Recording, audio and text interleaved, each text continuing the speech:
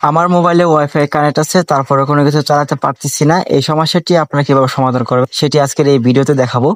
তো প্রথমে এখান থেকে আমি দেখাবো আমার ওয়াইফাইটি কানেক্ট আছে কিনা, আপনাদের জাস্ট প্রমাণ সহ দেখিয়ে দিব। থেকে আমি মোবাইলের শাটারটি অন করলাম, দেখেন এখান থেকে আমার একটি ওয়াইফাই কানেক্ট করা আছে। দেন এখান থেকে আমি যদি পরে আমার ইউটিউবটি ওপেন করি, দেখেন আমি কিন্তু ইউটিউবটি চালাতে পারবো না। ইউটিউব পেজ শো করবে কিন্তু আমার নেটওয়ার্কের স্পিড থাকবে না বা নেট থাকবে না, তার জন্য কিন্তু আমি ইউটিউবে ঢুকতে পারবো না। কিভাবে সমাধান করবেন আজকের ভিডিওতে দেখাবো। সো প্রথমে আপনাদের যে কাজ করতে হবে, আপনাদের মোবাইলের যে ওয়াইফাইটি কানেক্ট করা আছে সেই ওয়াইফাই ভিতরে প্রবেশ করবেন। সো ওয়াইফাই ভিতরে প্রবেশ করার পর এখান থেকে আপনাদের ওয়াইফাইটি চলে আসবে। দেন ওয়াইফাই উপরে ক্লিক করে দিবেন।